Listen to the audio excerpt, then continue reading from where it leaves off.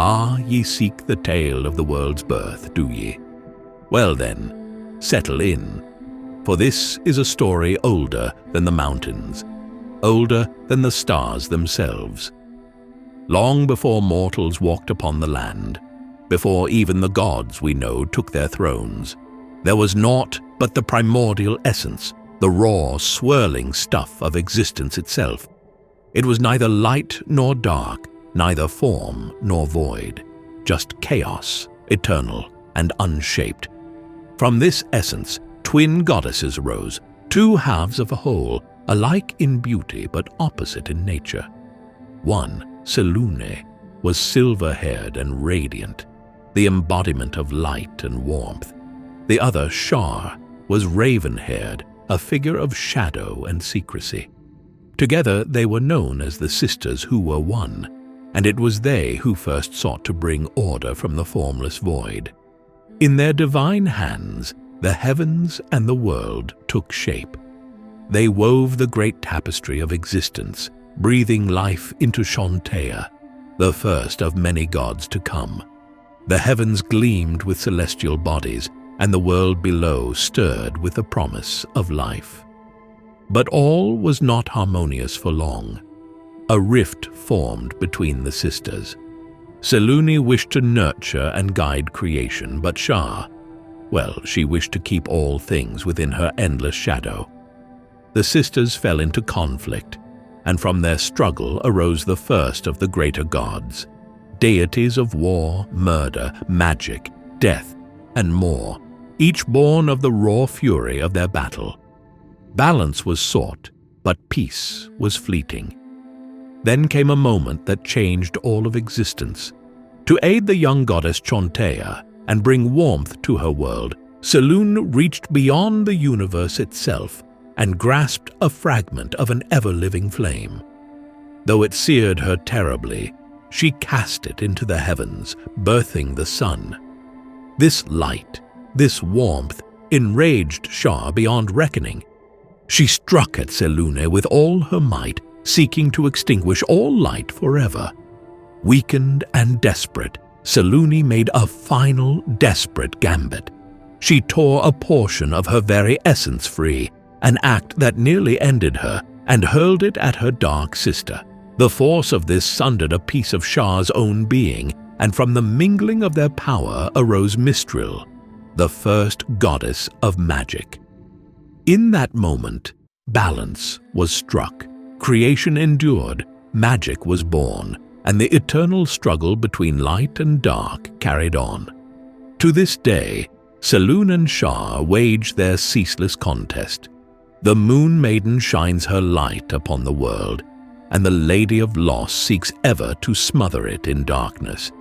Selûne counts among her allies those deities who champion fortune, magic, beauty, and joy, but her foes are many, Umberlee, Mask, and of course her eternal sister, Shar. And so the world turns, caught between light and shadow, fire and darkness, hope and despair.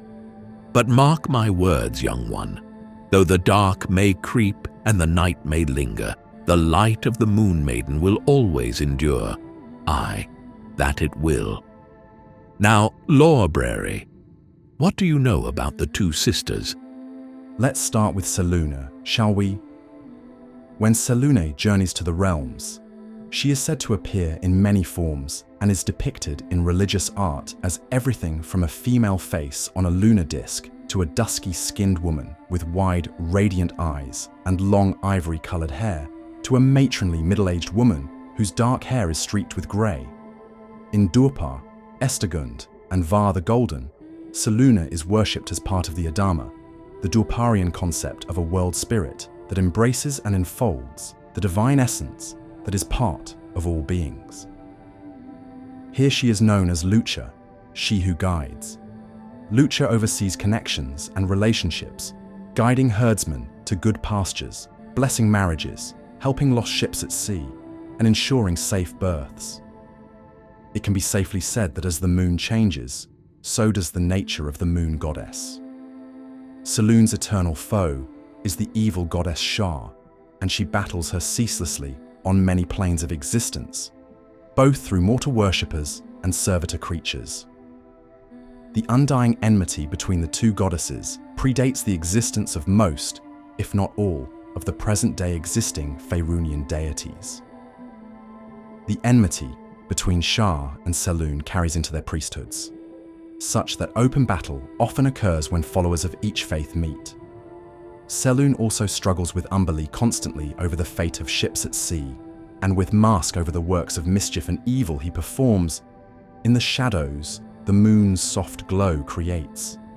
Selûne is a caring but quietly mystical power, who often seems saddened by events perhaps millennia old. While she is normally calm and placid, her war with Shar is fierce, with neither side giving or receiving quarter. She is seen in many ways by her followers, who are a diverse group, and she is at times effervescently joyful and active, at others maternal, quiet, and almost poetic, and at yet others warlike and fierce, showing little mercy to her foes. Before the time of troubles, Selûne had served Selûne for some centuries after being independent for millennia. After the gods' war, she went her own way again. Her relationship with Suna and Lyra is still extremely friendly and cooperative.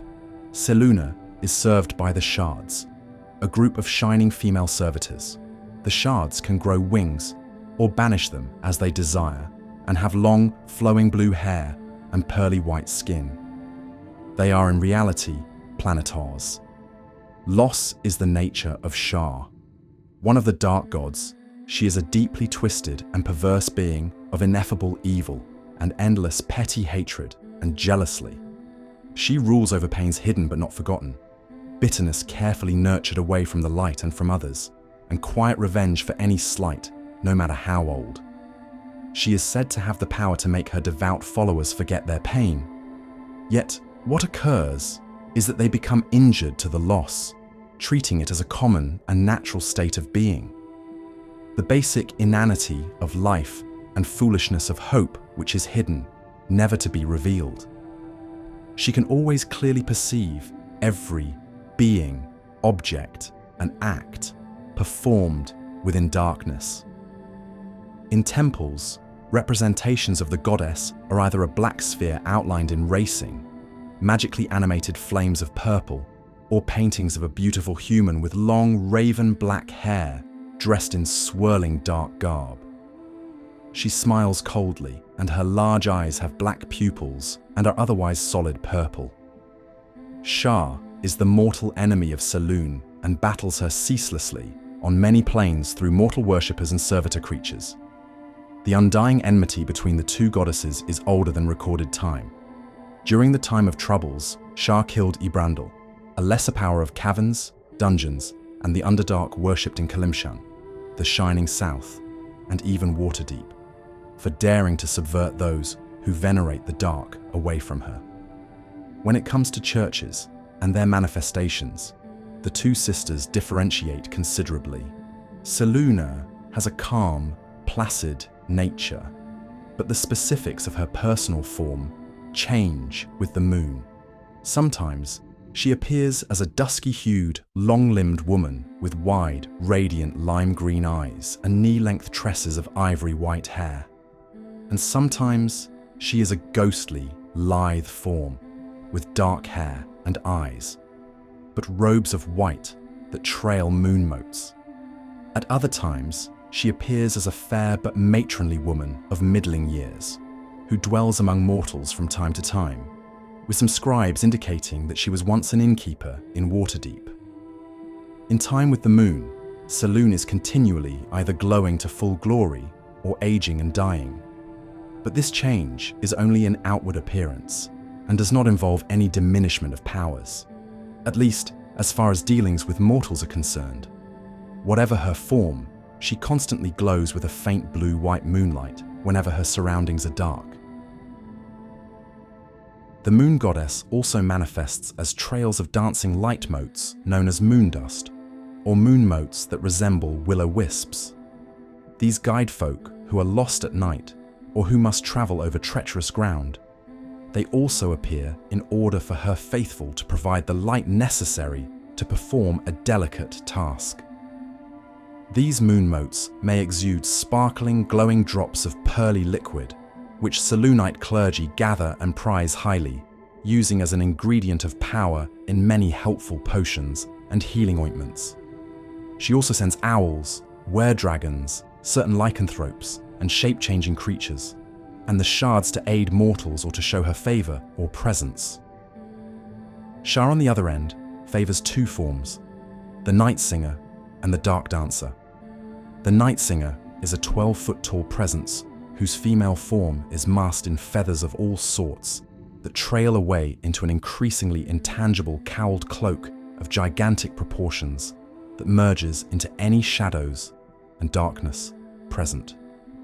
She sings continually, even when simply speaking, and her song is hauntingly beautiful and tragic. The Dark Dancer is a 7-foot-tall, lithe, exquisitely beautiful human woman who dances gracefully and alluringly, her jet-black body sparkling with stars, and her dark eyes, two hypnotic orbs that can emit both harmful and beneficial gazes. Shar also frequently manifests as amorphous tendrils of darkness where there should be none. These tendrils swirl and writhe constantly and are surrounded by a purple aura. Such darkness sometimes has a single, steadily gazing purple eye at its heart. But even if this orb is absent, beings within the darkness always feel the ceaseless regard of a fell awareness. These tendrils of darkness can touch the faithful and transmit messages from Shar directly to their minds, indicate items of importance or direction, or grant numbness and the ability to ignore pain. The tendrils do not heal, just allow the faithful to continue on until they drop dead of fatigue or exhaustion. Selûne's church is worshipped by a mixed bag of followers, navigators, sailors, women, female spellcasters, lycanthropes, and those who work honestly at night. Couples look to Selûne to bless them with children when they are ready, and women look to her for courage, strength, and guidance. The demands she places on her followers are few, and the goddess is reputed to be free with her gifts and boons to mortals. Her priesthood is as diverse as her worshippers, with hers being truly a faith that promotes equal access and understanding. Members of this diverse group all worship the goddess in their own styles. Her churches vary, as do the phases of the moon, from opulent temples in Waterdeep to simple shrines in the Dale Lands, from hermitages and hilltop dancing circles to ornate mansion temples. The Church of Shar, in contrast to Selûne, is worshipped by many, but a large proportion are blinded, nocturnal, or subterranean dwelling humans and allied beings, and by those who hate the light. She is venerated by those who are bitter or are grieving over a loss and wish to find peace, and by individuals who want to forget. She is also placated by those who know their wits have been harmed and want to find peace, or those who have been mentally harmed and want to remember fully or be restored in their minds. Many in Faerûn fear nightfall, the casting of the cloak of Shar, because of the dangers that lurk in its folds. Elminster, I remember you mentioning that you were alive during the time of the spell plague. Could you speak of your knowledge around Shar at that time? Ah, well, yes. You wish to know of dark days and darker deeds, of betrayals that shook the very firmament. 'Twas the year of blue fire, 1385 by Dale reckoning, when catastrophe struck. Treachery most foul, orchestrated by powers that should have known better. The goddess of darkness, Lady Shar, allied with mad Cyric to commit a deed most terrible, the murder of Mystra herself. Aye, right within Dogma heart, her own realm. With Mystra slain the weave, that grand tapestry binding all magic, it unraveled completely. The planes themselves were reshaped, and what we came to call the spell plague swept across Toril like wildfire. But here's the delicious irony that even this old wizard finds worth a smile. Shar's own schemes rebounded upon her. The cunning goddess had planned to seize the weave for herself, to control all magic through her shadow weave. Instead, when the weave collapsed, her shadow weave vanished as well, left her with naught but disappointment and rage. Not one to admit defeat, Shar cobbled together the plane of shadow with remnants of the negative energy plane, creating the Shadowfell, a realm of darkness befitting her nature, where she might rule and plot anew.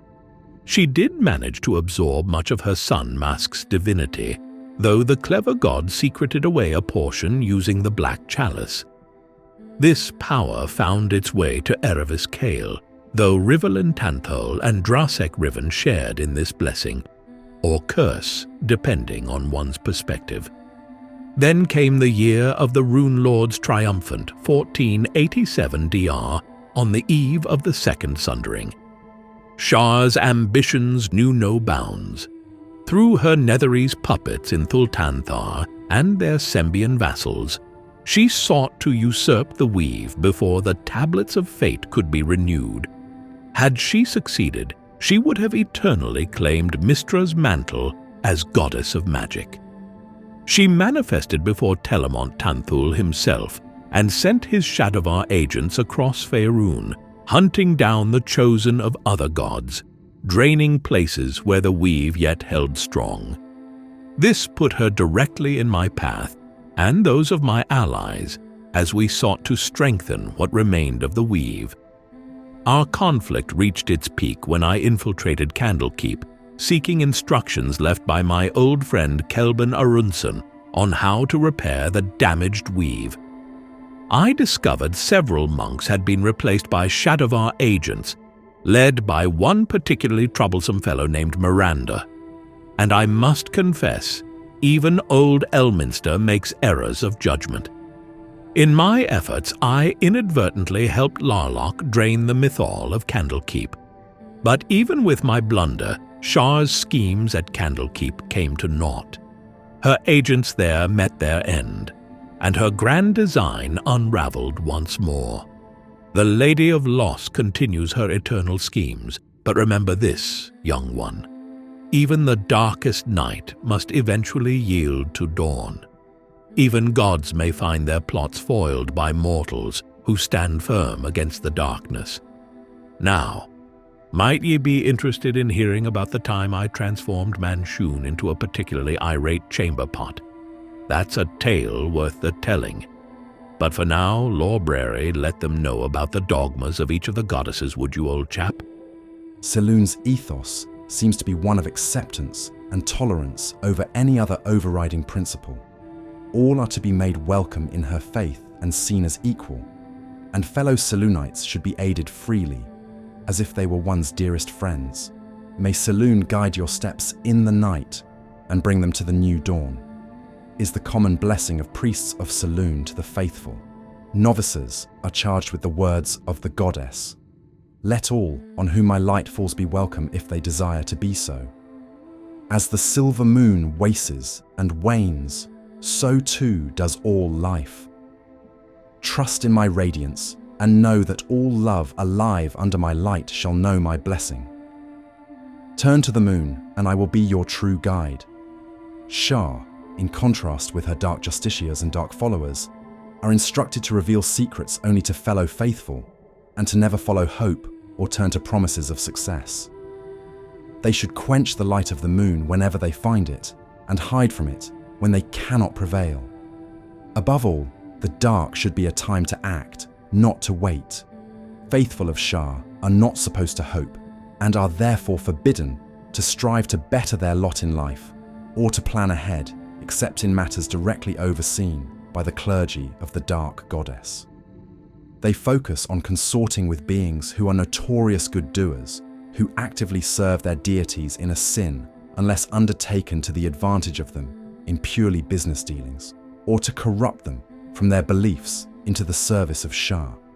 Devotees of Shar must not speak out against clergy of the goddess. nor interrupt their devotional dances for any reason. Lay worshippers must prove their faith by obedience to the clergy and by carrying out at least one dark deed ordered by a priest of Shar every year, or bringing at least one being to believe in and worship the dark goddess. The lower clergy of Shar must obey their superiors in all matters, short of following orders that will lead to their own death. Shar desires to gain followers, not to lose them. Elminster sits beneath a night sky, his face half illuminated by moonlight, half in shadow. Elminster. Now what do you think Shar and Selûne can teach the casual adventurer? The lessons of the twin goddesses, ye ask? A profound question that touches the very heart of existence in our realms. Look yonder at fair Selûne's light. The Silver Lady teaches us that even in darkness, there is always illumination to be found. Her light waxes and wanes, teaching us that change itself is natural, necessary even. When ye accept the cycles of life, ye find peace in both growth and decline. Selûne's greatest lesson, hope, my friend. When the night seems darkest, her light persists. 'Tis a reminder that no suffering lasts forever. Her tears, the stars themselves, show us that even grief can create beauty. Her followers learn compassion, for she teaches that to understand another's pain is to truly see them. And what of Lady Loss, Dark Shar? Many would dismiss her teachings as mere malevolence, but such simplicity befits children, not wizards. Shar represents truths most find uncomfortable to face. She teaches us that loss is inevitable, that emptiness and pain are as much a part of existence as joy and fulfillment. In her darkness, she reminds us that some wounds never fully heal, and pretending otherwise is folly. The Nightbringer teaches us about the parts of ourselves we hide away, our secrets, our shames, our darkest thoughts. To deny these aspects is to deny a portion of what makes us whole. But mark me well, to understand is not to embrace. I've seen too many drawn to Shar's teachings who mistake understanding darkness for surrendering to it. There lies madness and ruin. The greatest wisdom comes from seeing the dance between these sisters. Day follows night, follows day. Joy follows grief, follows joy. Neither goddess exists without the other, just as no mortal heart contains purely light or darkness. In my long years, too many to count without magical aid, mind you, I've learned that both goddesses have their place. When grief overwhelms, acknowledge it as Shar would have ye do.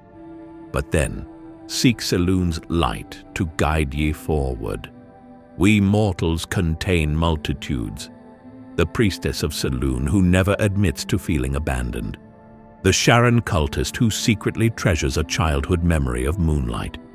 'Tis the complexity that makes us human. Even old Elminster has known both the depths of Shar's emptiness and the warm embrace of Selûne's light. And I suspect that so have ye. Learn from both goddesses, but pledge yourself fully to neither. That's my counsel, for what little the words of an old wizard might be worth.